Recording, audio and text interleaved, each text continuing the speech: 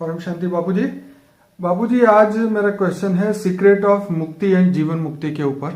आपने हमेशा से मुक्ति माने मोक्ष और जीवन मुक्ति के बारे में बड़ी गहराई से बातें समझाई है हमें, पर मैं ये चाहता था कि आज हम थोड़ा विस्तृत उसके अंदर गहराई से हम इसको चर्चा करें इसके ऊपर कि मोक्ष और मुक्ति क्या एक ही चीज है। आप बताइए। देखो, भक्ति मार्ग में लोग मोक्ष और मुक्ति को एक ही समझते हैं जी, मगर मोक्ष पाने के लिए, मुक्ति पाने के लिए अलग अलग शास्त्रों के हिसाब से जो विधि है, शास्त्रोक्त विधि प्रमाण वो करते रहते हैं जी, कि ये इसका मोक्ष हो गया, इसकी मुक्ति हो गई, इसकी आत्मा मुक्ति हो गई। तो मोक्ष जो होता है उनको ही ये भक्ति मार्ग वाले मुक्ति समझ लेते हैं, मगर ज्ञान मार्ग में मुक्ति अलग चीज है। अगर ज्ञान मार्ग में मुक्ति समझा जाए तो किसको कहेंगे मुक्ति? बाबू जी, हम पूछेंगे आपको ज्ञान मार्ग के बारे में। पहले आप ये क्लियर कर दें कि मोक्ष और मुक्ति एक ही चीज है या भक्ति मार्ग में एक ही मानते हैं। अच्छा, भक्ति मार्ग में एक ही चीज है और ज्ञान मार्ग में? ज्ञान मार्ग में मुक्ति अलग है और मोक्ष अलग है। तो आप थोड़ा सा बताइए कैसे। जैसे मोक्ष होता है जी, तो जब आत्मा उसको मोक्ष देने के लिए बहुत पुरुषार्थ करती है, जी, तो मुझे मोक्ष लेना है, मोक्ष लेना है, जी, तो वो आत्मा मोक्ष पाने के लिए जैसे अनेकों जन्म तक तपस्या करते हैं जी, कि मुझे मोक्ष लेना है, मुझे मोक्ष लेना है। ये लोग मोक्ष को, जो ज्ञानी है, कई लोग ज्ञानी हैं, उसको ब्रह्मलीन भी कहते हैं, मुझे ब्रह्म में लीन होना है, जी, जी, जी, उसको ही मोक्ष कह देते हैं। मगर ब्रह्म में लीन होना तो वो मुक्ति हो गई, समझ में आए ज्ञान के हिसाब से। ओके। तो जब ब्रह्म माने जैसे ब्रह्मांड का निराकार शिव होता है, वो लाइट है, जी, परम प्रकाश है वो। जी, जैसे सूर्य का अग्नि तत्व का गोला है, जी, ऐसे वो परम प्रकाश तत्व का गोला है। पर ये ब्रह्मांड का शिव या महाशिव? शिव की बात कर रहा हूँ। ओके, महाशिव तो गैलेक्सी का मालिक है, वो तो बहुत बड़ा परम प्रकाश है, ओके, वो तो ऐसे खरबों शिव का मालिक है।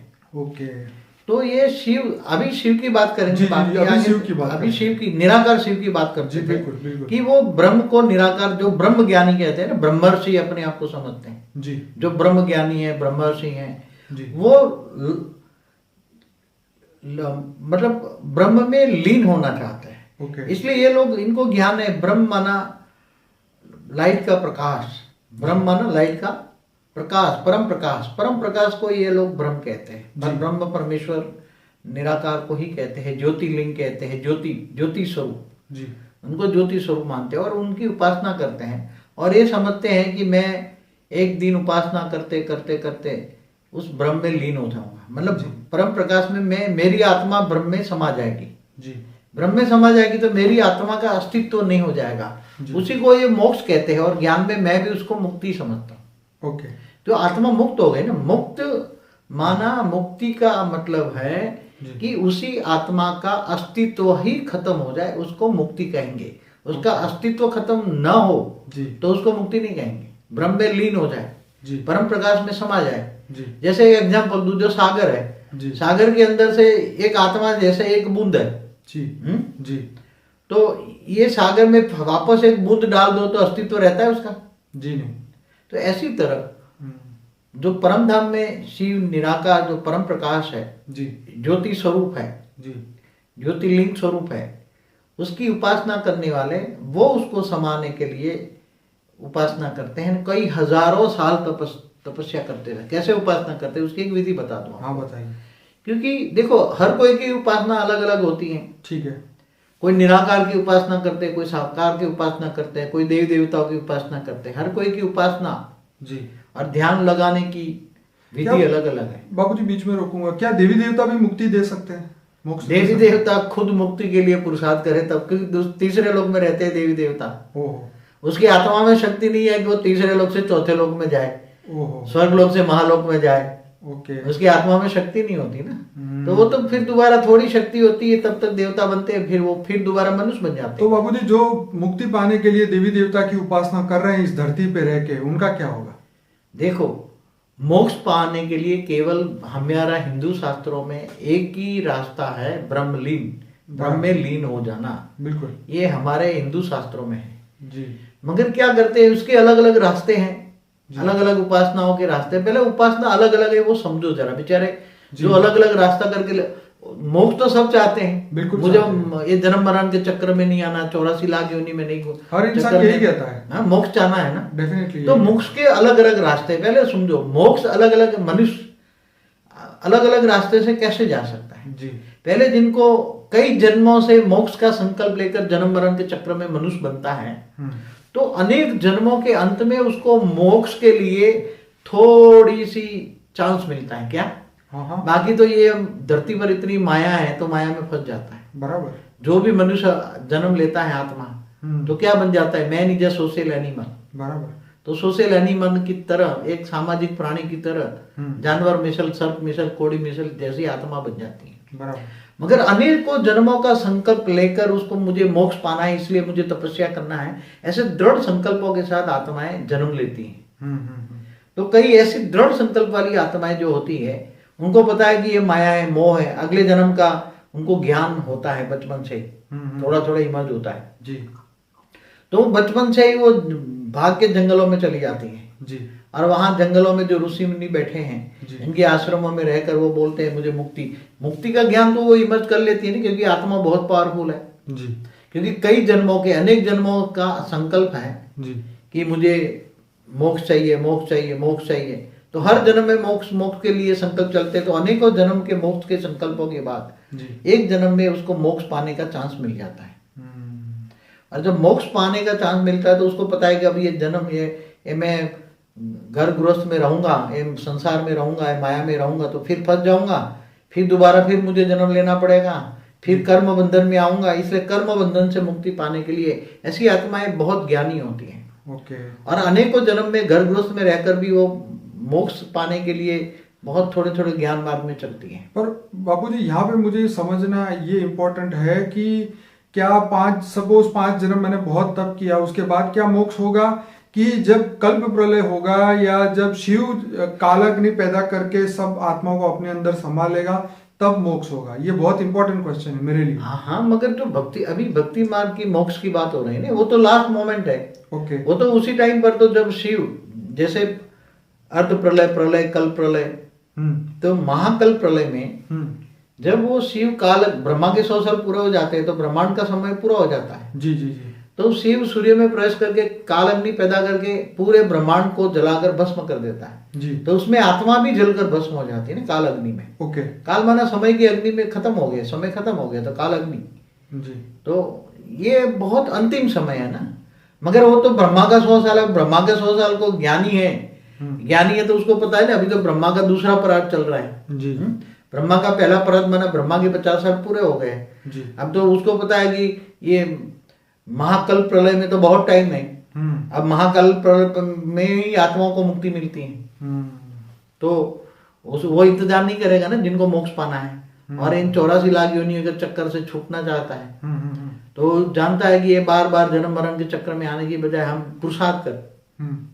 तो अनेकों जन्मों के अंदर, बुद्धि के अंदर अनेकों जन्म के बाद पुरुषार्थ करता है मोक्ष का, मुझे मोक्ष चाहिए, मोक्ष चाहिए, मोक्ष चाहिए। हर बार, हर जन्म में मोक्ष के लिए पुरुषार्थ करता है, तब अंतिम जन्म एक बार मोक्ष मिलता है। और ऐसी आत्माएं जंगलों में जाकर ब्रह्मलीन की तपस्या करती हैं और फिर भी एक साथ में ब्रह्मलीन नहीं होती। इसकी प्रोसेस क्या होता है जी? एक्चुअली क्या होता है कि जब वो ब्रह्म में लीन होता है, वो निराकार की ज्योति स्वरूप की पूजा करते हैं जी। ब्रह्म की, पर ब्रह्म परमेश्वर मानते हैं उसको जी। उसको वो लोग पर ब्रह्म को शिव भी नहीं कहते। ओके। शिव तो आकारी जो है ना, शिव शक्ति शिवपुरी में रहता है जी जी। शिव शक्ति, वो उसको मानते हैं शिव शक्ति। जी जी। और शंकर साकार रूप अवतार है जी। तो शिव शंकर को एक बना के एक कर दिया इन लोगों ने। जी। तो ये शंकर की भी उपासना नहीं करते हैं क्योंकि ये ज्ञानी होते हैं ना, वो मानते हैं कि शंकर तो ये शिव का अवतार है। क्या है? साकारी रूप है। बिल्कुल। शिव एक शिवपुरी में जो शिव शक्ति शिवपुरी में रहता है उसका अवतार है शंकर।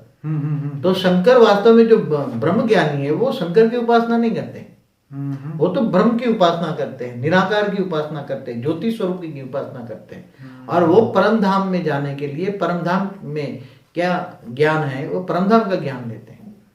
तो बाबूजी यहाँ मेरा ये क्वेश्चन है कि सपोज करो कि आज से 1000 साल पहले अगर किसी साधु संत ने 10,000 साल तप किया है और ब्रह्म में लीन होने के लिए, तो क्या वो समय से पहले उनको मुक्ति मिल सकती है क्या? हाँ मिल सकती है ना, मगर उसकी प्रोसेस समझना पड़ेगा ना। हाँ हर कोई जैसे मोक्ष चाहता है जी। मगर इतना आसान चीज नहीं है ना।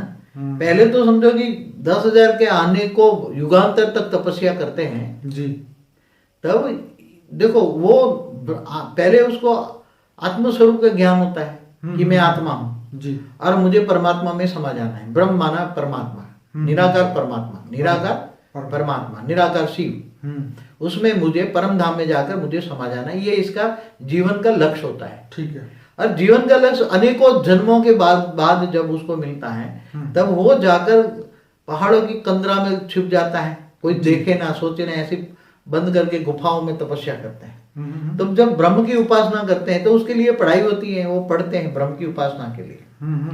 तो ब्रह्म की उपासना करते करते पहले ओम की ध्वनि करते हैं, धीरे धीरे पहले शुरू में ओम की ध्वनि करते हैं। तो ओम की ध्वनि से मूलाधार चक्र से सारी शक्तियां आत्मा में 8वां चक्र में आती हैं। तो 8वां चक्र जब खुलता है तो आत्म स्वरूप की अनुभूति होती है, आत्मा लाइट स्वरूप की अनुभूति होती है। और जब ब्रह्म फिर 8वां आज्ञा चक्र खुलता है तो फिर उससे ऊपर ज्यादा बहुत पुरुषार्थ करता है। फिर ओम की ध्वनि करके जब आत्मा की अनुभूति होती है तो आत्म स्वरूप में स्थित होकर वो निराकार परमात्मा की परम धाम में याद करता है, निराकार ब्रह्म की उपासना करता है। और ब्रह्म की उपासना करते करते फिर उसका क्या होता है कि आत्मा से ऊपर सहस्त्रागार खुल जाता है। और जब सहस्त्रागार खुल जाता है तो उसके पूरे ब्रह्मांड से कनेक्शन जुड़ जाता है। और ब्रह्मांड से कनेक्शन जुड़ने के बाद वो धीरे धीरे धीरे उसका सूक्ष्म स्वरूप बाहर निकलता है, वो 10वां द्वार खुलता है उसका। तो आत्मा 10वां द्वार से सूक्ष्म शरीर बाहर निकाल लेती है। जैसे कहते हैं कुंडलिनी जागृत करते हैं, जी जी।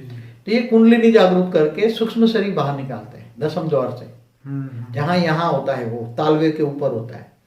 जब आत्मा फिर सूक्ष्म शरीर में बाहर जाती है, सूक्ष्म शरीर से बाहर ऊपर जाती हैं, दूसरे लोक में जाती हैं, भूलोक से भूलोक में जाती हैं, फिर वहां भी पुरुषार्थ करके तीसरे लोक में जाती हैं, स्वर्ग लोक में। उसको पता है स्वर्ग लोक में फंस जाऊंगा फिर मनुष्य बनूंगा, इसलिए स्वर्ग लोक में ऐसी आत्माएं टिकती नहीं है। फिर चौथे महालोक में जाती हैं, फिर और पुरुषार्थ करती है, फिर जनलोक में जाती हैं। तो बाबूजी बीच में फिर से रोकूंगा, क्या मोक्ष मिलने के बाद ये लोक क्रॉस करना तो फिर होगा? मोक्ष कहाँ हुआ है? अभी तो मोक्ष हुआ ही नहीं ना उसका। अच्छा, अभी तो मोक्ष की उसका प्रोसेस चल रहा है। अच्छा प्रोसेस चल रहा है, ओके। अभी तो मोक्ष के आत्मा प्रोसेस है, ओके। अरे ये भी सूक्ष्म शरीर जो फिर शरीर तो नहीं होगा ना, जब वो ऊपर के लोक में जाएगी तो शरीर खत्म हो जाएगा। बस सूक्ष्म शरीर तो है ना।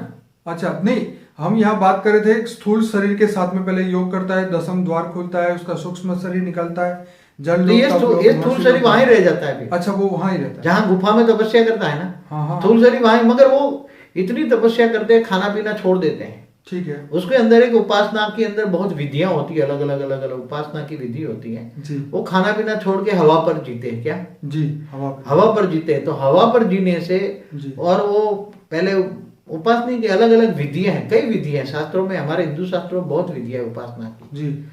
तो ब्रह्म ज्ञानी अलग अलग उपासना करते हैं। तो उसका स्थूल शरीर से उसको खाने पीने की जरूरत नहीं पड़ती। ओके। जैसे हमारे यहाँ भी गुजरात में एक नहीं ब्रह्म प्रहलाद जानी, उसको बचपन से कई सालों से खाना नहीं खाता तो भी जी रहा है ना मनुष्य की तरह। बिल्कुल। मगर कोई उपासना वो नहीं करता, जी सकता है। आत्मा चाहे तो वायुमंडल से, जी वायुमंडल में ही सब कुछ है, तो वायु से ही जल और खुराक पा सकता है।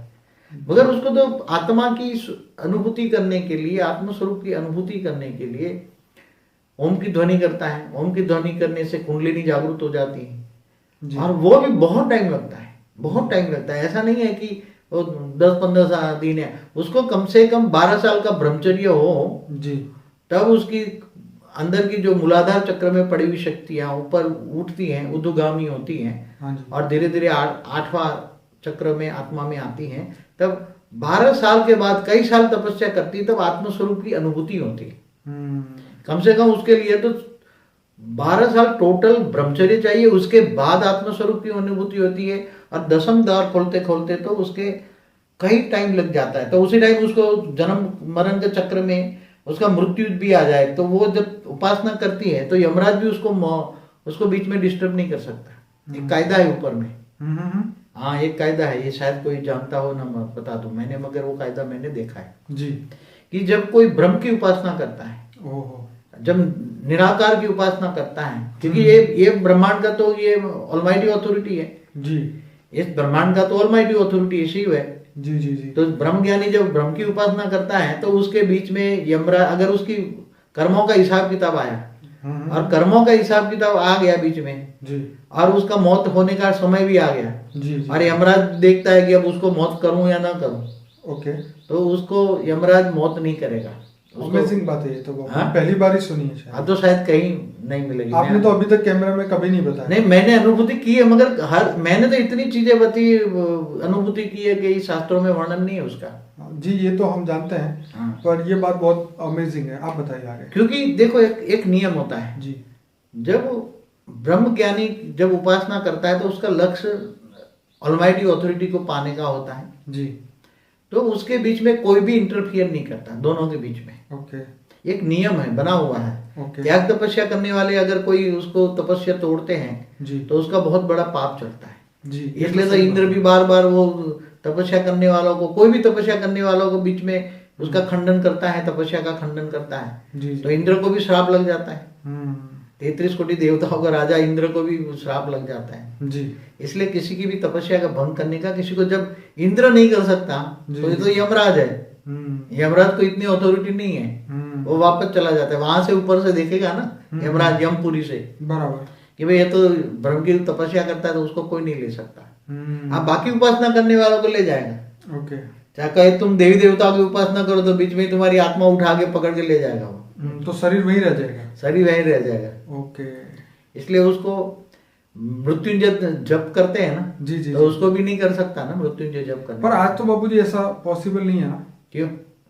मतलब आज का जो जमाने में वो जो सही हृदय से करना या जो भी चीज है आज की डेट में, अगर ऐसा कितने आज लोग भी हैं आज हिमालय में पहाड़ों में चले जाओ, नहीं बहुत ही ब्रह्मर्षि बैठे हैं, तपस्या कर रहे हैं, किसी को मिलते नहीं है, ना खाते न पीते, अपनी गुफा का दरवाजा बंद करके अंदर तपस्या करते हैं। हाँ ये अगर possible उसको है। पता चला कोई मिलने आ जाए तो गालियां देके निकाल देते हैं। क्यों? जी। क्योंकि उसको पता है मेरी तपस्या भंग करेगी, मैं उसको देखूंगा तो मेरी आंखों के द्वारा मेरी सारी पावर उसको खत्म हो जाएगी, उसमें बात चली जाएगी। जी जी इसलिए ऐसे लोग कभी भी जो योगी हैं कभी किसी को नहीं मिलेंगे, जी गालियां देके निकाल देंगे। इसके बाहर जो बैठे हुए हैं लोग उनको बहुत पता है किसी को नहीं मिलेंगे, जी जी जी इसलिए वो आज भी कर रहे हैं। ऐसी बात नहीं है, मोक्ष या मुक्ति पाने के लिए बहुत तपस्या करते हैं। जी फिर ये आत्मा धीरे धीरे महालोक, जनलोक, तपलोक, फिर ब्रह्मापुरी जाती है, फिर विष्णुपुरी जाती है। जी फिर विष्णुपुरी में तो वहां वैकुंठ कहते हैं, तो वहां वैकुंठ में जाती है तो आत्मा फिर यहाँ तपस्या करती है ब्रह्मलीन के अंदर। एक बहुत ध्यान रखना,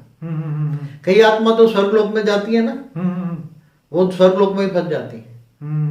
अरे बोले मैंने तपस्या की, चलो स्वर्ग में आ गया, अभी मैं स्वर्ग का भोग भोगूं, पहले एक बार भोग लूं। माया में फंस जाती है क्या? ओके। स्वर्ग जबरदस्त माया है, धरती पर माया तो स्वर्ग में कितनी माया होगी। सही बात है। हाँ, तो वहां स्वर्ग में फंस जाती है ज्यादातर आत्मा।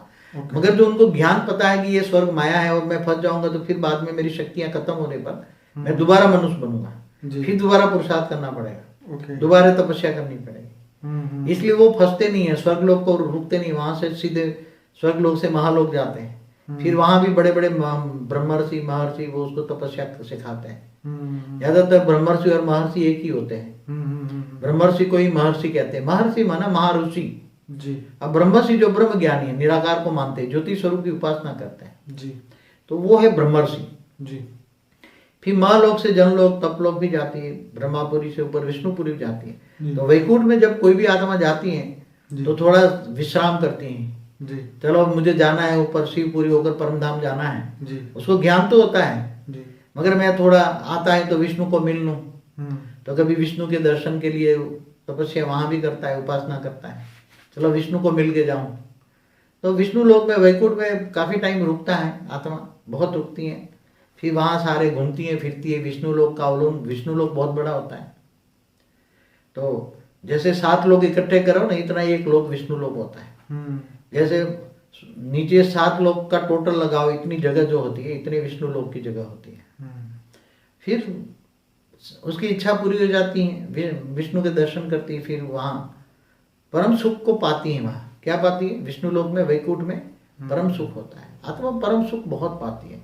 फिर परम सुख से भी आत्मा वैसे थक जाती है, क्या करना है, परम रोज एक ही प्रकार का सुख मिलेगा, है वैरायटी सुख है वहां, वैरायटी वहां परम तत्व की बॉडी होती है, वह 50% परम तत्व है, 50% तीन तत्व है। ऐसा विष्णु लोक है। फिर ऊपर शिवपुरी में जाती तो शिवपुरी पूरा परम तत्वों की दुनिया है, वहां शिव शक्ति रहती है। फिर वहां शिव शक्ति को मिलके वहां भी उपासना करते हैं, तो ऊपर जाने का पुरुषार्थ करना पड़ता है। और शिव शक्ति के पास रहकर उपासना मिलके फिर शिव शक्ति को आकारी रूप में वहां रहते हैं, तो वहां से उपासना करके फिर परम धाम में निराकारी स्वरूप में चला जाता है, निराकार हो जाता है। कैवल्य अवस्था आत्मा की क्या होती है? कैवल्य अवस्था, निराकारी अवस्था। शरीर कोई भी प्रकार का शरीर हो, चाहे स्थूल शरीर हो, चाहे सूक्ष्म शरीर हो, चाहे कारण शरीर हो, चाहे महाकारण शरीर हो, मगर एक शरीर कर्मों का बंधन है जी। जब आत्मा कर्मातीत अवस्था हो जाती है, आत्मा कर्म बंधन से मुक्त हो जाती है, तो निराकार बन जाती है और निराकार परम धाम में एंट्री मिलती है। परम धाम में कोई भी शरीर उसको नहीं होता, आत्मा निराकार हो जाती है। तो इस ब्रह्मांड के परम धाम में पहुंचती है। हाँ, तो इस ब्रह्मांड के परम धाम में शिवपुरी में जाती है, तो शिव वहां निराकार रूप में होता है जी। और शिव को परम धाम में वो ब्रह्मलीन अवस्था में उसके अंदर उसकी इच्छा तीव्र गति से होती, तो ब्रह्म में समा जाती कई बार आत्माएं। चलो, पावर एक परम प्रकाश है, तो परम तेज में, परम प्रकाश में वो आत्मा जाके समा जाती है, तो उसका अस्तित्व खत्म हो जाता है, उसको मुक्ति कहते हैं। मगर जब वहां जाती है तो वो परम ज्ञानी हो जाती है, आत्मा निराकारी अवस्था में परम ज्ञानी हो जाती है। ओके। उसको ये ज्ञान हो जाता है कि मेरे पास अब इतना ज्ञान है, मैं शिव समान हो गई, जीव से शिव बन गई। क्या बन गई? जीव से शिव बन गई, शिव समान बन गई। तो उसको ज्ञान होता है कि मैं यहाँ परम धाम से अब महापरम धाम मन महाशिव को प्राप्त कर सकता हूँ। उसको ज्ञान होता है क्योंकि शिव समान बन गई ना, शिवत्व आ गया। शिवत्व आ गया, तो उसकी आत्मा में थोड़ी परम तत्व आ गई, तो परम तत्व आने से शिवत्व को पा लेता है। शिवत्व को पाने से फिर वो महाशिव की ओर जाने की अंदर वृत्ति होती है, उसकी वृत्ति महाशिव को पाने की होती है। तो वहां से फिर धीरे धीरे पावर भर के फिर एक वहां कई निराकारी आत्माओं का ग्रुप होता है परम धाम। और बाबूजी उस समय उसका स्थूल शरीर जो है तो धरती लोक में होगा या नहीं होगा? वो तो खत्म हो जाएगा ना, वहां जो पड़ा है पड़ा रहेगा, और क्या। यहाँ तो कोई क्योंकि सड़ जाएगा ना शरीर, तो शरीर तो पड़ा पड़ा सड़ जाएगा, अगर वो गुफा में है तो सड़ जाएगा ना। वो तो ये जाने की प्रोसेस भी बहुत लंबा समय चाहिए। क्या समझते हैं? ब्रह्मापुरी तक जाने के लिए प्रोसेस, विष्णुपुरी में रहे तो ब्रह्मापुरी की 1 सेकंड बराबर धरती पर 1 लाख साल होता है। तो बाबूजी इसका मतलब ये हुआ कि जो वाकई में आज की डेट में हिमालय की गुफा में बैठ के कोई भी तपस्या कर रहा है, इसका मतलब वो वहां तक नहीं पहुंचा। आज उसका जो साकार में है जी, उसकी आत्मा अंदर है, तो समझ लो अभी आत्मा पुरुषार्थ कर रही है। क्या कर रही है? ओके। मगर मैंने जो शास्त्रों में पढ़ा है ना जी, कि मोक्ष पाने के लिए आत्मा ये ऋषि मुनि हजारों साल तपस्या करते हैं। कितनी? जी बिल्कुल, हजारों साल, कई युगांतर तक। समझ में आया? जी। कई युगांतर, युगांतर तो समझते हैं, 4 युग को एक युगांतर कहते हैं। जी जी जी। और कलयुग 4,32,000 साल का होता है, इससे डबल द्वापर, इससे 3 गुना त्रेता। तो बाबूजी जब युग बीत रहे होंगे तब तो उनको पता चलता होगा कि इतने युग बीते, कि समय का नहीं पता होगा। अरे वो कई युगांतर के बाद हम पूछते हैं, क्योंकि मुझे पता है ना 4 युग पूरा होने पर अर्ध प्रलय होगा जी, प्रलय भी हो जाएगा, तो पहाड़ों की टोच पर जाके तपस्या करते हैं ताकि मनवंतर भी पूरा हो जाए ना। 71 युगांतर होकर एक मनवंतर भी पूरा हो जाए, मनुष्य सृष्टि का टोटल विनाश हो जाए, तो भी उसका विनाश नहीं होगा। क्योंकि वो कई कल्प तपस्या करते हैं, तीनों लोग खत्म हो जाए तब कल प्रलय में उसको पता लग जाता है कि ये कल प्रलय होने वाला है। समझ में आया? तो बाबूजी इसका मतलब ये हुआ कि वो जहाँ पे हिमालय की कोई भी चोटी में बैठे होंगे तो उनके लिए पृथ्वी का इतना हिस्सा तो बच ही जाता होगा। वो तो बहुत ऊंचे बैठते थे, मनवंतर उसको इफेक्ट नहीं करता। मगर जब कल प्रलय का समय आता है ना जी, तब वो उसकी आत्मा को पता लग जाता है अब कल प्रलय का समय आता है, तो ऑटोमेटिक वो आत्मा में इतना सूक्ष्म शरीर निकालने में टाइम तो नहीं लगता, 1-2 युगांतर में सूक्ष्म शरीर तो निकाल के घूमता फिरता रहता है 2-4 युगांतर में जी। फिर युगांतर में फिर दूसरे ऊपर जाके पुरुषार्थ करता है, 30 महालोक में जाके पुरुषार्थ करता है। मगर कई ऋषि मुनि युगांतर तक तपस्या करते हैं, कई युगांतर। तो फिर ऊपर चले जाते कई युगांतर। क्यों? क्योंकि अगर कई जन्मों का कर्मों का हिसाब किताब पूरा करना है तो कई जन्मों का हिसाब किताब पूरा करेगा तब आत्मा में पावर आएगी ना। ये तो बात ठीक है। अब आत्मा में पावर आएगी तो उसका कारण शरीर चार्ज होगा जी। अब कारण शरीर चार्ज होगा तो फिर वो कर्मातीत अवस्था आएगी तब सूक्ष्म शरीर निकलेगा ना।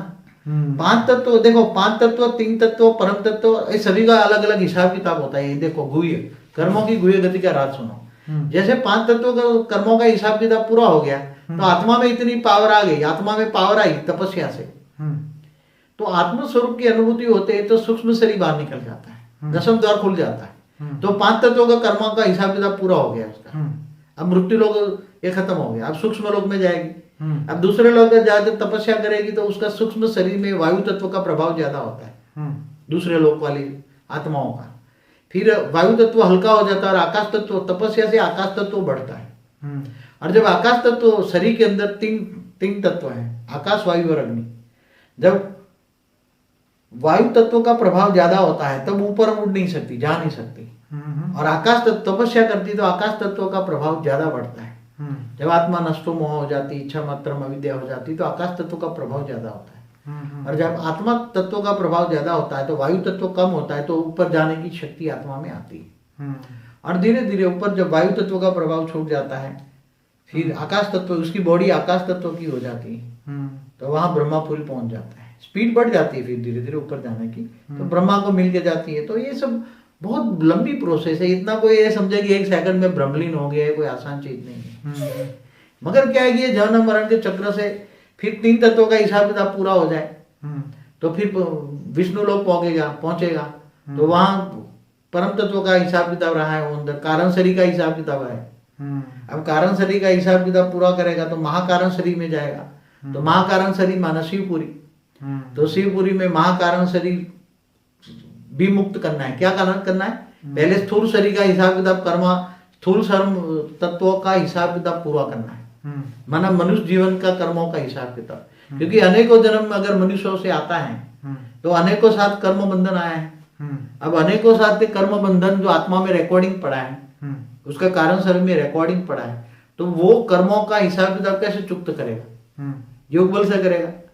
अब योग बल से जब कर्मों का हिसाब किताब चुकते करेगा तो उसकी आत्मा में पावर कैसे आएगी? जब एक स्थूल शरीर का कारण शरीर चार्ज हो जाएगा। मन स्थूल शरीर का कारण शरीर आकाश शरीर, आकाश तत्व, आकाश तत्व तैयार हो गया तो वो उसके फिर आत्म स्वरूप की अनुभूति होगी, दसम द्वार खुल जाएगा तो सूक्ष्म शरीर आए। अब सूक्ष्म शरीर का कर्मों का बंधन है तो ये दूसरे लोक में गई, भूलोक से भूभुर लोक में गई, वहां भी तपस्या की तो स्वर्ग लोक में गई। तो जैसे जैसे सूक्ष्म शरीर हल्का हो जाता है फिर अंत में आकाश तत्व का शरीर रहता है। ब्रह्मापुरी में आकाश तत्व ज्यादा होता है तो आकाश तत्व पहुंचती है तो ब्रह्मापुरी में पहुंच जाती है, विष्णुपुरी, शिवपुरी, परम धाम ऐसे। मगर जब उसको शिवत्व आ जाता है, शिव बन जाता है जी, तब उसको इच्छा हो जाती है कि मैं महाशिव के पास जाऊं। गैलेक्सी के बीच में महाशिव माना महाब्रह्मांड का मालिक, गैलेक्सी का मालिक। आज ऐसे अरबों ब्रह्मांड, अरबों सोलर सिस्टम माना अरबों ब्रह्मांड, एक सोलर सिस्टम माना एक ब्रह्मांड, ऐसे अरबों ब्रह्मांड एक गैलेक्सी में घूम रहे हैं। तो फिर वो आत्मा धीरे धीरे पुरुषार्थ करके जो महाशिव के बाहर महाविष्णु होता है, महालक्ष्मी, महाविष्णु, फिर महाब्रह्मा, फिर महाइंद्र, तो वो डायरेक्ट नहीं जा सकती मगर वहां महाइंद्र के पास जाती है, वहां भी पुरुषार्थ करना पड़ता है। वो आत्मा इससे बाहर 6 लेयर होते हैं, महाइंद्र के बाहर 6 लेयर होती है। पहले 6 लेयर में एंट्री मिलेगी, फिर वहां पुरुषार्थ करके महाइंद्र की परमिशन से महाब्रह्मा के पास जाएगी, महाब्रह्मा की परमिशन से महाविष्णु के पास जाएगी, और महाविष्णुपुरी होती है, महाविष्णुपुरी, महाविष्णुपुरी से फिर महाशिवपुरी होती है। महाशिवपुरी वहां जाने के बाद महाशक्तियों को मिलता है, महाशिव नहीं मिलता। वहां 16,000 महाशक्तियां होती है, वो पूरी गैलेक्सी को चला रही है, पूरी आकाश गंगा को चला रही है, महाशक्ति होती है। 16,000 चारों राउंड में होती है, वो मिलती है। महाशक्ति माना वो अपनी माँ को मिलता है, क्योंकि फिर उसको आभास होता है कि मैंने बहुत सब कुछ पा लिया, अब और जाने की कोई इच्छा नहीं है। तो फिर महाशक्ति कहती है कि तुम्हें क्या चाहिए, वो चाहिए तो वरदान भी दे दे। वो अगर वो आत्मा चाहती है कि नहीं मुझे ब्रह्मांड बनाना है तो उसकी इतनी पावर भर देती है तो वापस जाके वो ब्रह्मांड सर्जन कर सकता है, वो शिव बन गया।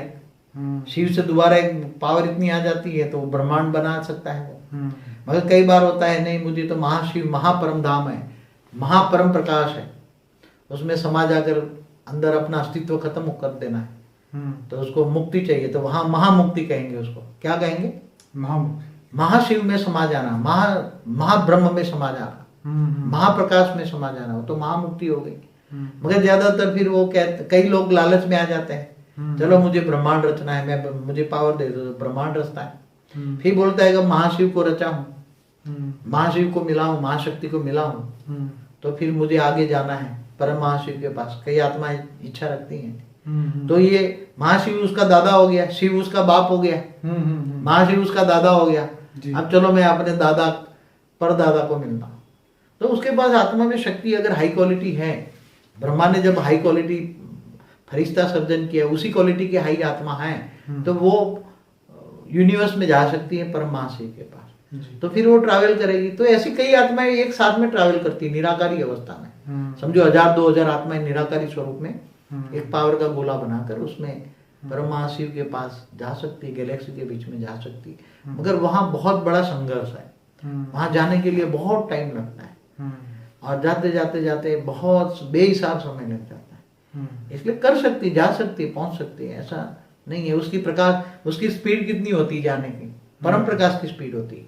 जैसे प्रकाश की स्पीड होती है अंदाजन 3 लाख किलोमीटर पर सेकंड होती है, तो ये परम प्रकाश की स्पीड तो उससे कई गुना स्पीड होती है, मतलब लाखों करोड़ों गुना स्पीड होती है। प्रकाश की गति से परम प्रकाश की स्पीड लाखों करोड़ों गुना स्पीड होती है, इसलिए वो ट्रैवल करती रहती है। मैंने एक वीडियो में बोला है, जर्नी ऑफ सोल, उसमें बोला, सोल में आपने बताया। हाँ बताया है।